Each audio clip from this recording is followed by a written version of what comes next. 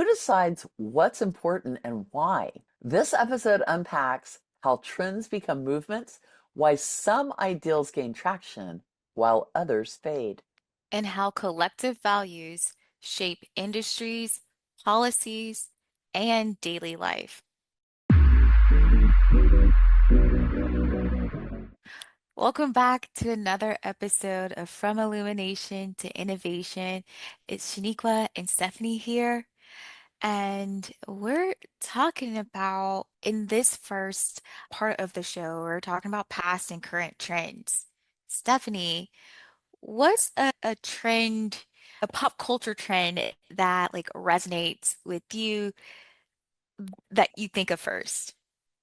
When I think about, and I guess maybe just to give a little bit more context around the conversation, like these cultural trends that have really had an impact on my life or that really shaped like even the culture around us and changed the way that we looked at things or that we engaged with things. And so when I Hmm. think about it from that perspective, I think about when MTV came about. And this is like a very Gen X moment for me, but it's not, I don't think it's like a hyperbole to say it literally changed my life. When MTV came about, was it during the time when the TV still cut off at a like what 7 p.m.? Was that during that time or was this a little bit after? Okay. I don't actually remember the TV cutting off at 7 p.m. When I was a kid, the TV would cut off at midnight, At and midnight. Okay. it was every night, and it would play the national anthem at the end of the night. I'm pretty sure all stations did it. There were only three or four. Yeah. And it would play then and then it would go to just like on Poltergeist, if you ever saw the movie Poltergeist. That's exactly how it happened, and it was always at midnight. Midnight. So there So was no such thing as binging throughout the night. Well, there into the next there day. was not. No, people slept at night. Or as far as I know, that was what I was told.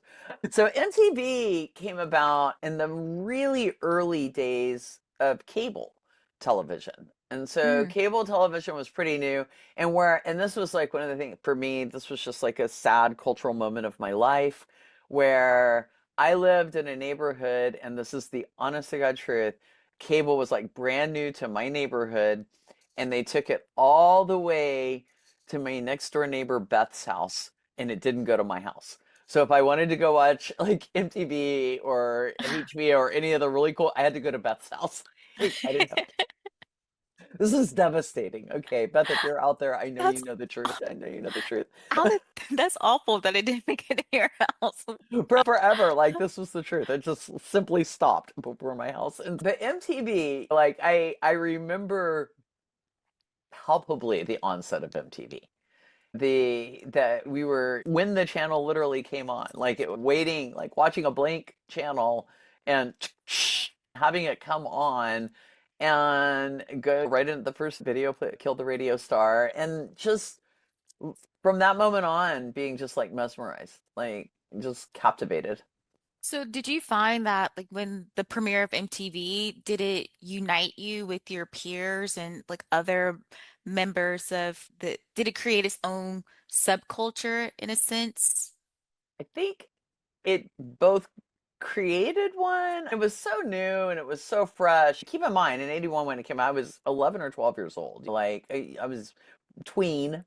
So it really did, in terms of that core piece of my life, have a real impact. Like I can remember all of the different genre type shows of MTV that over time it kept adding. I think what MTV did was it created a subculture, but it also did a pretty good job of trying to tap into subcultures. And I Mm. think from our perspective, it's like I grew up in small town Texas where we were a tiny little subculture of our own, really cloistered, not highly exposed to a lot of broad culture. And so for me, MTV exposed me like to the first music genres of a different type, like that wasn't country and western or southern rock, or which were all fine music I grew up with and loved, but all of a sudden I would see like new wave music, or I would see just different music from Europe, or just music that I myself wasn't exposed to. It was, maybe like people in bigger cities and bigger places saw more, but for me, it was like And yeah, I think in our town we were very like we cared about it. It was there were shows that we watched. There were like genre shows. Definitely, there were. I watched Metal Hour. Like definitely when they started playing metal music, I was like, yes. Oh my gosh, was MTV pre Satanic Panic? Because I feel it was like this is bringing different genres across the nation.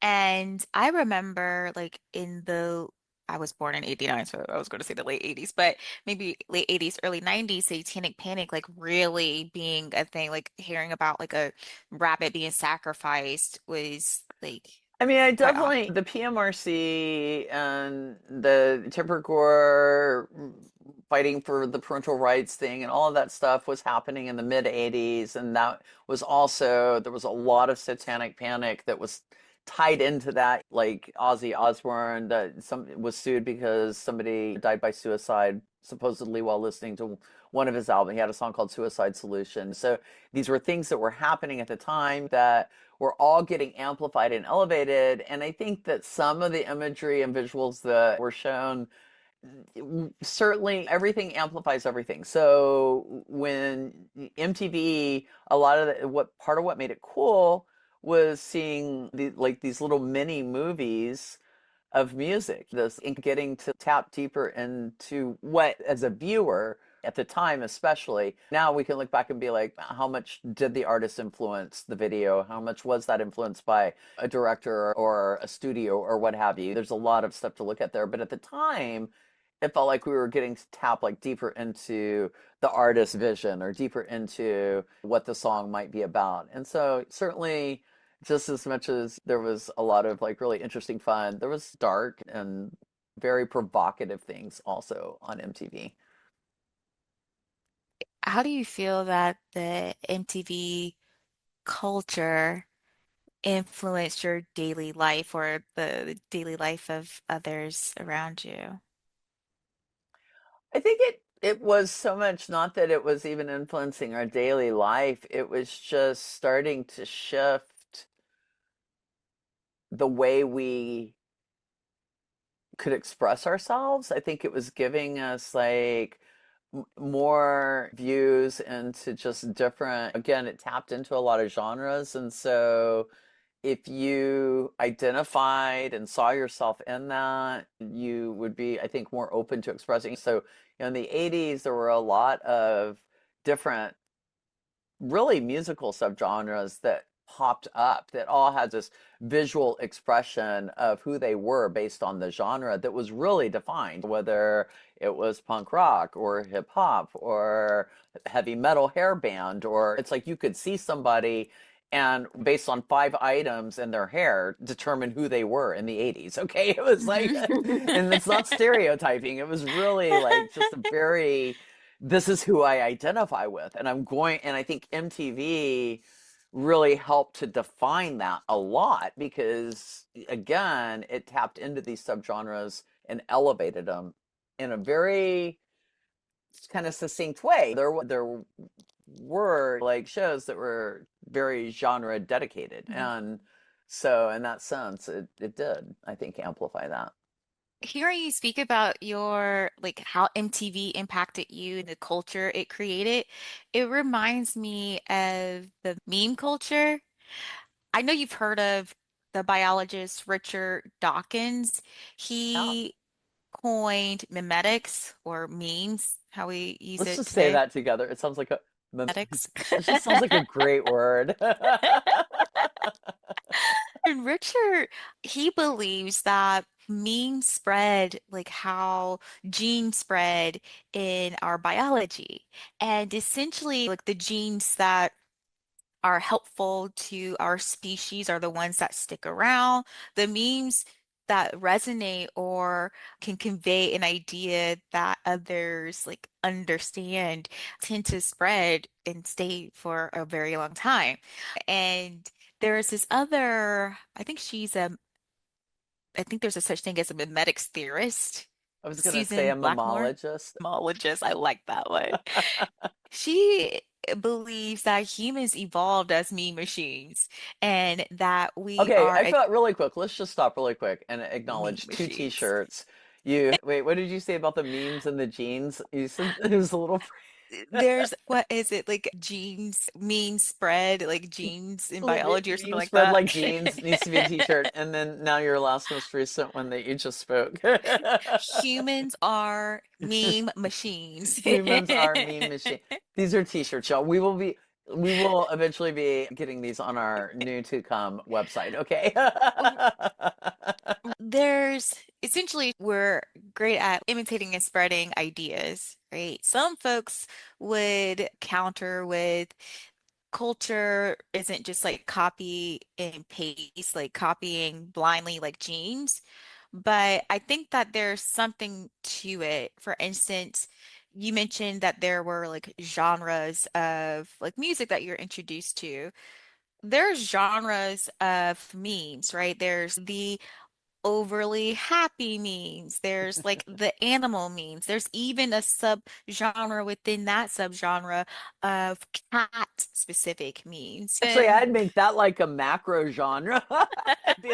There's cat memes, and then within that, there's a subgenre of animal memes. No, I'm teasing. I believe that's fair.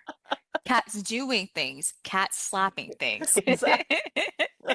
Oh yeah, and there's other animals too. There's different genre memes, but I find it for me as a people pleaser. I think millennials, we may identify as being like people pleasers. We're forced to be happy and grateful for what we have. Our boomer parents giving us our participation trophies. You gotta be happy. Yeah. So we tend to, we aim to please. And I think that is quite interesting seeing the memes that pass back and forth from our friends all over social, whether What? it's like in your DMs. Why do you think y'all adopted them so quickly? Like to me, I associate memes with millennials to the degree that it took me a really long time to remember what to call them. It was like What'd you call them? I was a mem girl. The I was a mem memes. girl. Technically, you would be correct because it's mimetic, so you'd be correct. I feel like it's right. We are not going to get into a tough conversation, but I say GIF. it's You say GIF. GIF. No, it's GIF. I say GIF. Yeah. Okay, good. Yeah. Okay. Mm. Okay, back to memes. So what, I mean, for you, like like why do you think that your generation really adopted memes in the way that they did as really tools of communication? You can say the darkest thing through a meme without it being your voice.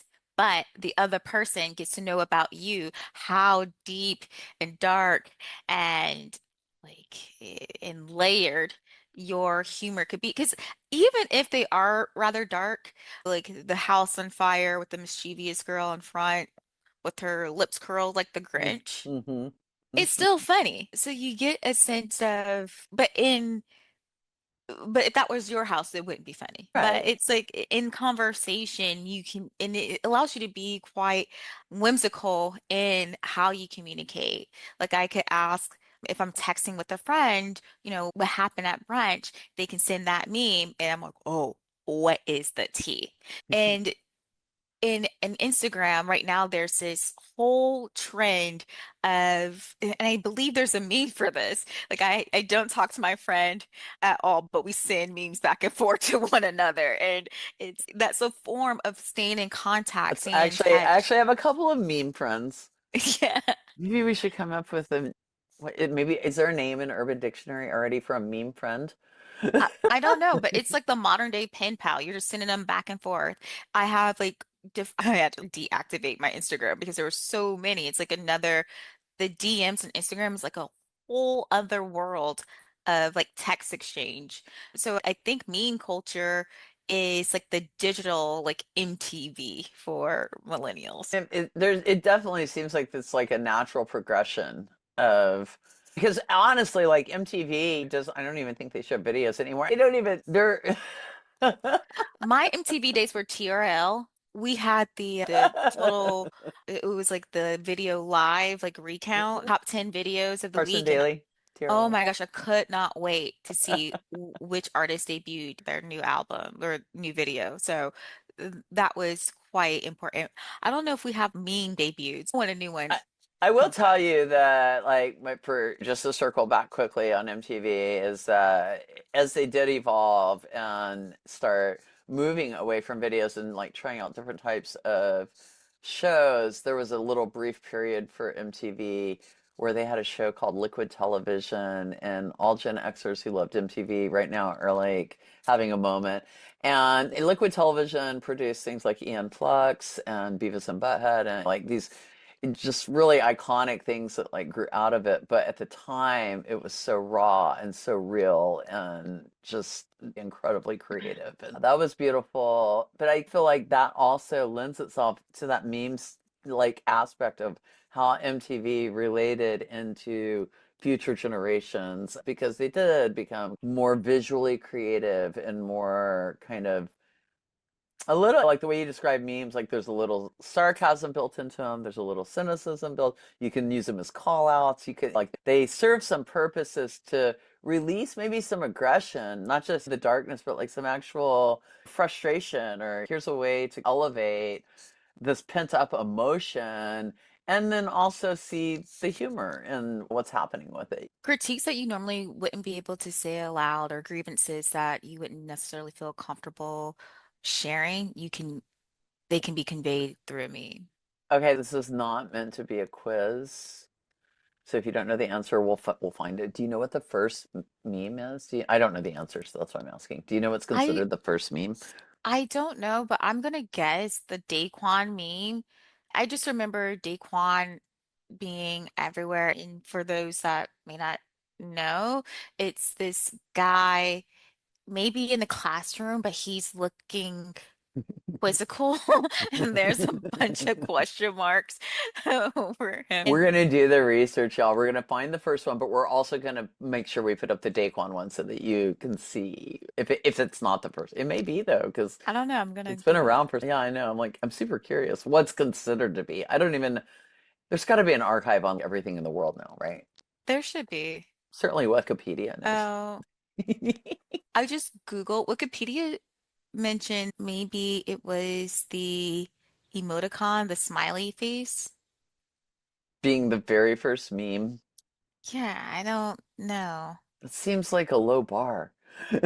Maybe we need to do the first meme to go viral. Maybe that could The be it. first meme to go viral. That might But be we'll better. find it in, The first meme that anybody cared or knew about. but what okay, my guess was the Daquan meme. What would be your guess? Since it took me like a really long time to learn how to say meme, I felt I can tell you like the first one I remember, maybe. I don't know if it's the first one I remember, but I mean, there's that one like little girl in the car with the weird. She's like this like little 2 year old. She's all like, Oh my gosh, I think she was giving, what are you looking at? The face or, she is. She's like. I feel like well, she's been around for a while. I don't know. I feel like if we found her now, she'd be like older than. I believe she may be an adult Yeah, I'm now, pretty so sure. I'm pretty sure. second ready. Which, so memes, that brings, let's talk about like fashion and not just like fashion as like a current trend, but like fashion as Before we dive into that, do you want to take a quick break and oh, come back we can on take a quick fashion? break. Let's do Yeah, that. I think it would be cool. All right, y'all go find some cool memes while we're on break. We'll be right back. And we're back. And Shaniqua, you were just about to bring up, honestly, like one of my favorite topics. You were going to talk about fashion and change. What were you going to say? I'm curious. I was gonna discuss like how fashion has evolved over the last 125 years and n not just like from hoop skirts to pants, but like how did we get here? And I think a lot of that could be explained through like the social change that we've experienced as women, as people of color. The Met Gala is around the corner. I think it's like May 5th, I believe, and the theme is dandyism. Ooh, That's I did not know about, the theme yet. Thank you for oh telling my me gosh, that. I cannot wait. Yeah, I'm getting that's dressed up with my exciting. girlfriends and watching, so. That's Really looking forward to it. exciting. But like, how did dandyism come about? And I believe fashion linked with social justice is something very delicious we can sink our teeth into. Yeah, fashion I think is in some ways has always been a driver of maybe social justice, but definitely like cultural shifts. And I think that it has such a important role that it can play and has played in social justice. Even if we start with something as basic as women being able to have pockets so, that they can carry things. And how we've evolved from the tiny pocket to actual full-size pockets now.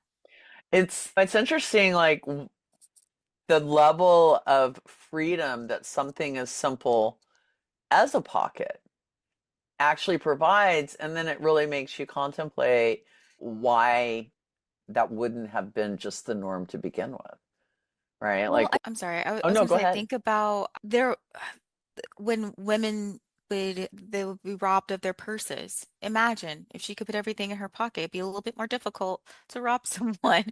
And now you were saying like how freeing it is. I could imagine it being like you won't have to, there's not a need to feel like a damsel in distress, like needing someone to save you with something as simple as a pocket. Something as simple as a pocket. We've seen fashion driving social justice throughout periods of our history, even my lifetime, your lifetime. We've seen these different things get elevated in social ways, whether we're talking about like the civil rights movement or sort of the counterculture movement in society. Women start wearing pants, they stop wearing bras, men start growing out their hair, they stop, like these shifts start happening that drive a lot of other shifts because it allows other things to occur in different ways.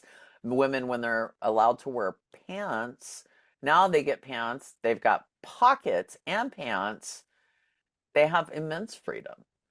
They can do a lot more things without being restricted by the clothing on their body. At the when you were talking about the going through like a timeline, like a loose timeline there, it reminded me how cyclical trends are in fashion and also how cyclical social evolution or revolutions are as well. In the first, I guess like the early 1900s we're coming off the end of the Victorian era where women's clothing were more restricted. You're wearing more layers. Your collar starts at your neck and your hemline goes past your heels, so you're covered from head to toe. You're also wearing hat, gloves, miniature umbrella, like you are clothed. To the suffragette movement, then women having granted rights, entering the workplace, removing the bra. That's like you mentioned this in our planning session, women going from constructed fashion into more, I would say like a fashion release in a way, like they're shedding the layers. But Like now no I more see, pantyhose.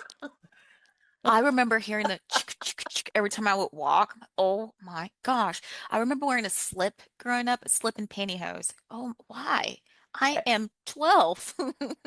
The last time that I remember wearing pantyhose with because I felt an obligation to.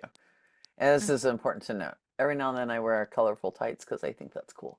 Fashion, your Exactly. individual. Fashion is it's like a choice and it's expression. But that obligation of pantyhose for sure in the 90s for me, I'm gonna go with like maybe 98, but maybe as late as 2002.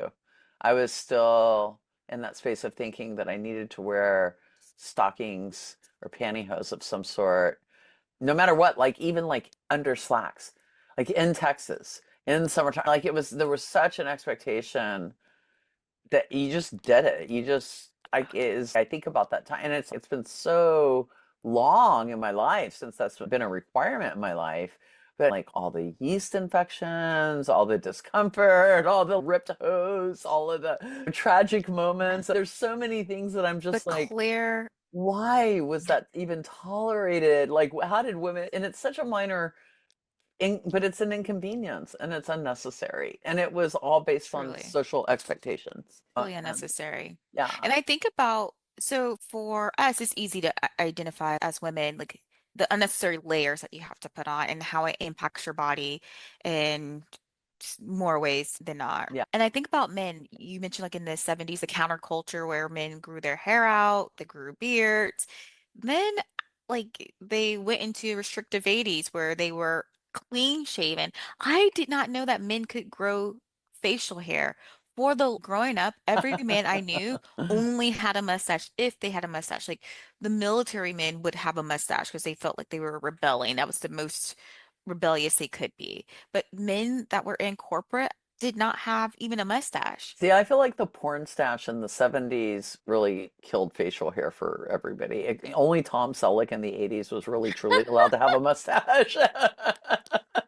Tom Selleck No and idea. Sam, oh, I should know his last name. I'm terrible with names. Y'all know I'm terrible with names. But I guarantee you, like women my age and older all know exactly who Sam is. And you're thinking about his mustache right now. Okay. Is it Sam Elliott, the guy? Was Yes. it like a Thank you. his mustache? It should have its own agent. It is a No. thick mustache. Like that's why it's like I'm verklempt. I can't even come up with his name. I'm just stuck on the stash. Okay. Like men cut it all off, right? The 80s, 90s, Super buttoned up. 2000s. And then there was like this resurgence of, they called them like the Civil War hipster. So they started to grow out their hair, their beard, they're wearing Oh yeah. flannel, the boots, they're cool, they eat tofu and drink matcha, like those guys. And so here in Austin, you see a lot of men with longer hair, but I think it may be changing a bit. Maybe they're going back to the cleaner cut as women are wearing more like there's like a trend I saw most recently online of a woman said she's like going to a club and she sees women there in prairie dresses and The like, prairie am dress I trend. in the right place? It So I is. think we're moving back into a more traditional state. And there is an economist mentioned you can tell the health of an economy based on a hemline. The more traditional people dress, the more stress the economy is in, and the shorter the hemline, the economy is doing great. And I think we would see that in both men and women's fashion. I think that's a really interesting thing to look at. And yeah, if the resurgence of the prairie dress, it's definitely a reflection and a response to I think a few different things. I think it is a combination of responding to the late 90s, 2000s, where women's power and sexuality was pretty prominently expressed. And for good, and I say this truthfully, for good or for bad, because I think there was a lot of powerful expression happening at the same time. I think there was a lot of incredible exploitation occurring, and it was a very mix of messages, and sometimes really hard to filter through that in terms of what empowers me as a woman, what do I want to express about myself, right? And how do I want to express that? And then leading into the Me Too movement, where women start asking for accountability around how they're being perceived, not just because of how they want to express themselves, but because of sort of the restrictions and the stigmatization that's put on all different types of expression that's not really tied to passion at all. It's really tied to control.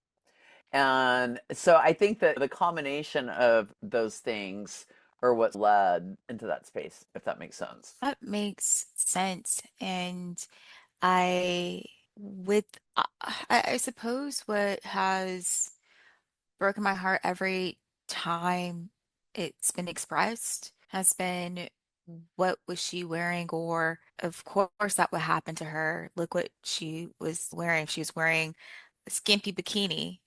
Oh, of course, she would be hurt by a man because men are visual creatures. He couldn't help himself but to attack her. If she's wearing a miniskirt and a tube top, then it's of course. If she was wearing a turtleneck, if she was wearing a Victorian style dress, someone would have said, "Oh, the color red was lusting out, like it was lusty color," and that's why Absolutely. he did that versus addressing the root issue. And I believe that's what the Me Too movement was calling for, is to stop controlling women and actually let's figure out a way that we could could remove the predator Well, from to ask to expect men to be accountable for their own behavior, because even from just I work as a coach and I work with people all the time on behavior patterns, just really basic things like I can't have time management or this person pisses me off or whatever it is. And one of the core foundations of sort of behavior repatterning or account is the idea that you can't control somebody else, you can only control yourself. And so when we are asking all the women of the world to somehow adapt their behavior in order to control the behavior of all the men in the world, that's literally impossible. It's literally impossible. If you take it down like to the root of just like individual behaviors, and I want to change my own habit, and I can't, I want to stop drinking. I'm the one that's going to have to figure out how to, whether I need to get therapy or support. I can't expect all the people around me to stop drinking because that's unrealistic and I'll never stop drinking if that's my expectation. I have to take the accountability that I'm not going to drink. That's that simple. And we don't have that expectation for men when it comes to misogyny or just functionally respecting women at a humanity level. I just don't even get, honestly, like gender. It's like I look at humans and I'm like, I wouldn't hurt a human. I wouldn't hurt a human naked or clothed. I wouldn't hurt. I would like this desire for me is even difficult to understand. It is very much a power control aspect of things that is the way very that upsetting. we the way that we as women police other women, it just primes it because we're not, like you said, holding them accountable. So then and I do believe the policing is out of love, right? The women, Mm. like it, I do think it's like Sometimes. in, I, okay, it could be, Sometimes fear.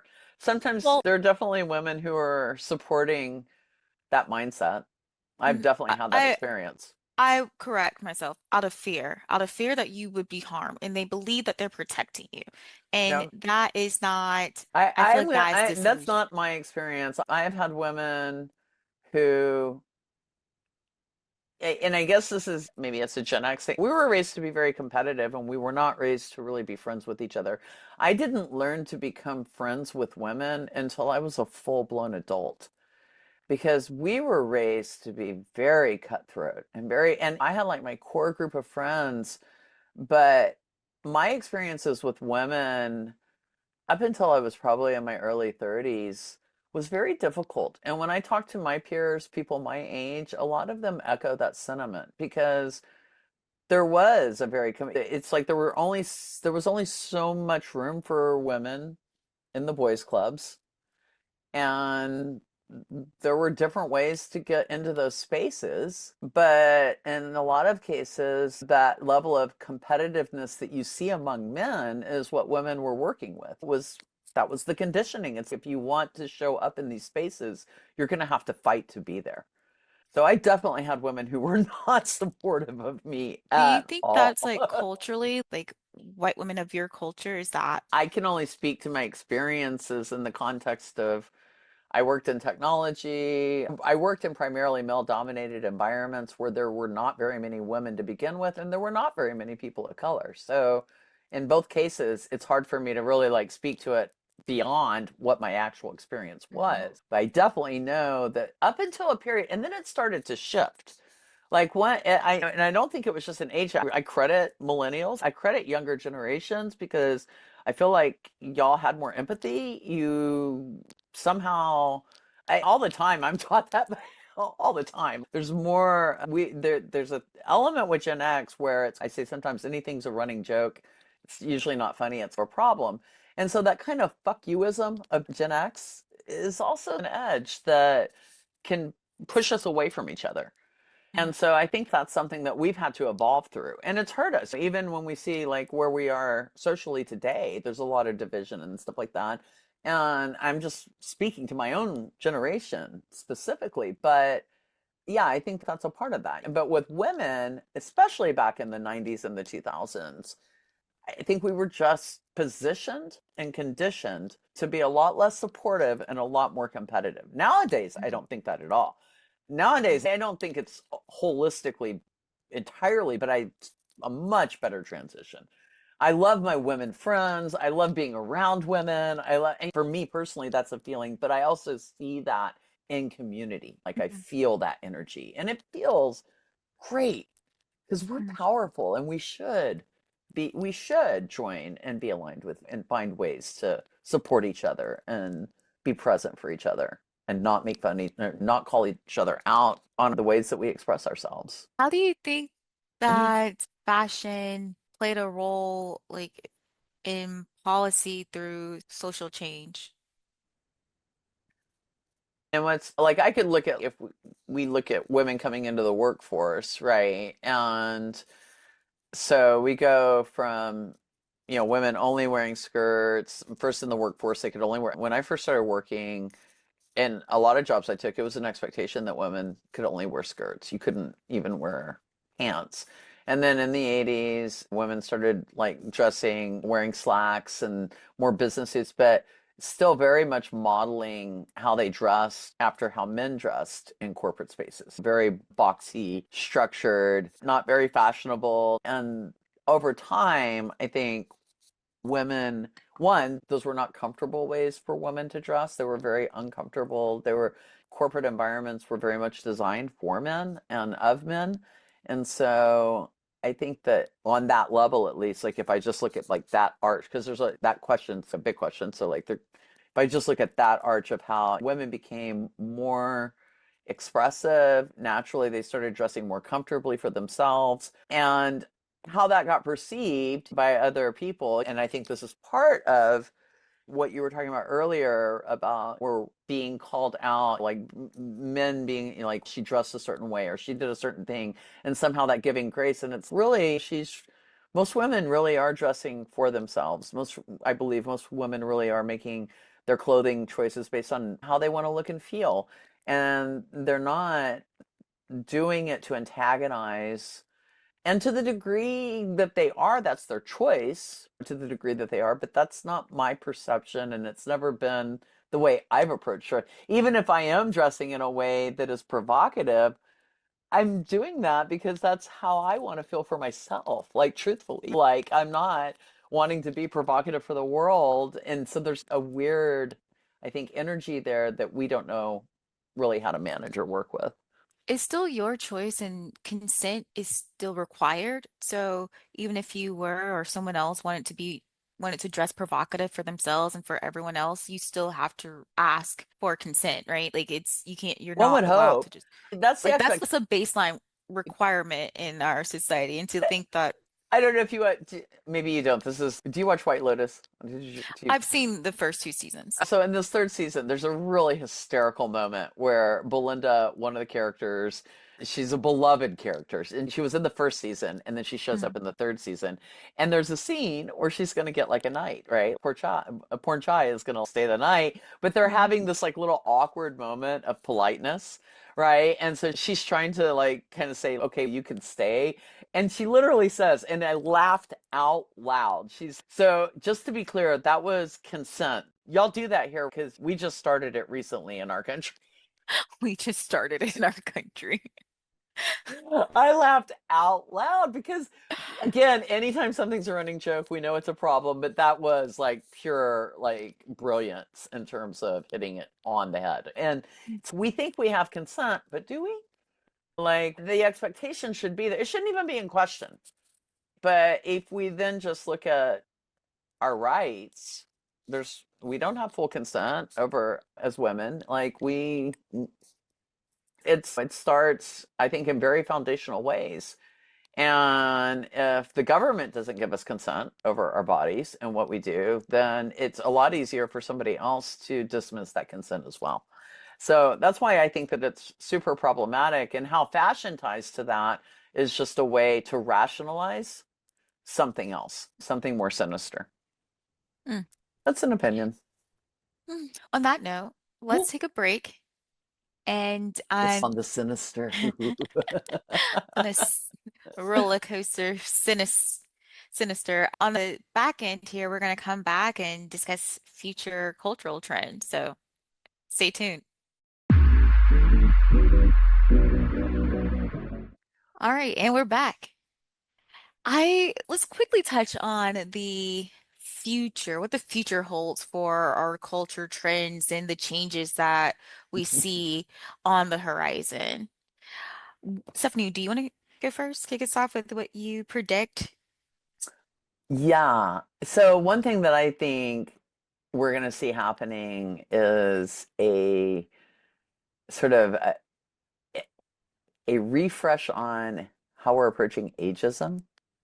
I think that we've gone through this like really brutal cycle of generations judging generations, whether it's millennials being attacked for killing avocado toast or boomers being dismissed because everybody's just angry at them or whatever the issue is with ageism.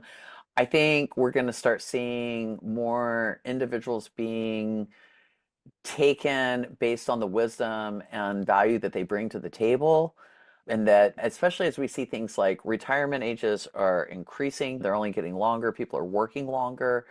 And I think that with new technology happening, there's going to be more dependency on the wisdom of youth who understand this technology in a more hyper connected way in some ways. And so there's going to be a need for age collaboration.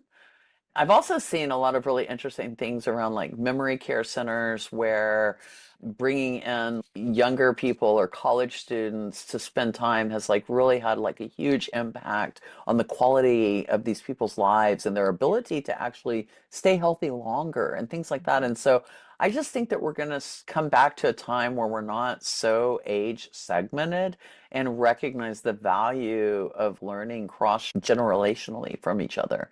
And I think that there's a lot of things out there that sort of point to that trend as in its early stages of development. What about you? That's What do you think is on the horizon? it's actually in the same vein of what you're speaking about. I think, as I mentioned earlier, fashion, i- if we take a look and assess our fashion, we can see what's going on in other facets of our culture. And I believe that in the US, I can only speak about the US culture since I'm here, but I think that we're transitioning from an individual consumerist culture to more of a new age conscious community. There's so many of my peers, my siblings and I are actually talking about this, like doing intergenerational living. My partner and I are doing that now, and there's more homes that are being built for that intergenerational living. Hmm? One, as a millennial, it's so expensive to own a home. And like generations before, you would own a home, you would send your parents to a home. We don't have that financing. Like we all have to live together, you know? Yeah. And I think that as we're moving into a more conscious community, like we're intentionally building community living intergenerationally, I believe that the individual style is not going to be about status, but more about showcasing ourselves like to the collective, within the collective. And I think in the past we had more mass production. Fast fashion has hit its peak, and I think people are beginning to feel not only exhausted of keeping up with the trends, but a little bit of disgusted with how the trends impact our And it's planet. going away. I mean, like Forever 21 just closed, right? Yeah, I agree with, I think you're right on point. And I believe that we're moving away from being walking advertisement. Also, China has ex with this tariff war, China is exposing the luxury brand, how they actually use the Chinese manufacturers. Up to 80 to 90% of the construction of the product, the luxury good, then they're shipping to Europe for the logo, and now it's made in Milan or now it's made in France. So I believe with in addition to the like conscious shift, the recent material that we've all ingested is going to help us break free from that logo and doing more like DIY. Like I'm wearing this not because someone told me that I would look wealthy or someone would view me in a particular light. I'm wearing this because this speaks to who I am. Like I'm sharing myself with you. And I believe we can do that more, showing up of who we are because now we have community versus when you're individualistic in culture,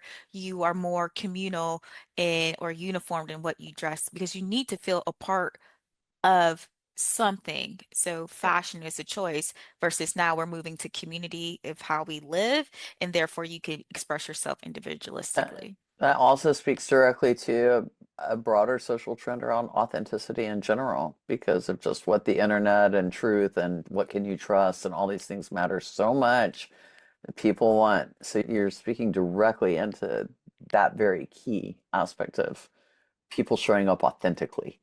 And I'm not a brand, I'm not advertisement. I am myself. I am showing you who I am. And I like the way you put that, who I am in my community and who I am in this space. Like, I think all of that is, that's awesome. I think those are, I hope both of those trends are happening. I hope so. I hate I to. really do. I'm really looking forward to it. Stephanie, what was your takeaway for? Wow. I think we spent a lot of time, and I think for good reason, talking about fashion, which also is really an aspect of identity and expression. And I think that we cannot take for granted how relevant and important it is to pay attention to what's happening in that space and to just really own our own expression. Like to really embrace that and really own that expression and feel empowered by it. That's my key takeaway. What about you? My my key takeaway is culture is ever alive and it's our individual responsibility to keep the culture alive and culture should evolve. They should change. And you touched on this plenty of times, and I love every time you say this, that we should be learning up and down. So we should be learning from the generations before us. We should understand our current generation. We should learn from the generations that have come after us.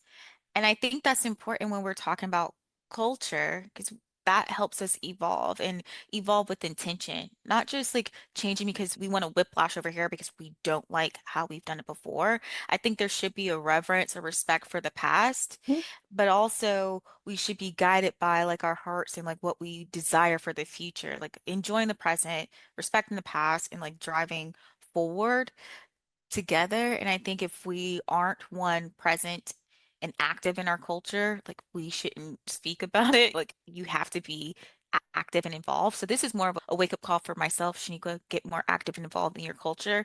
And then secondly, understanding that it's going to change. It's natural to change. Change brings change.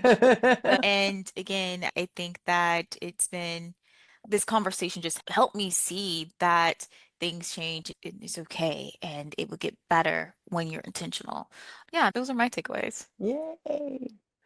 And we hope that we have given you some food for thought around change in your life. And maybe if you have had a specific high culture impact change experience in your life, drop it in the comments for us. Tell us what cultural change has occurred that has really impacted you and affected the way that you lived your life.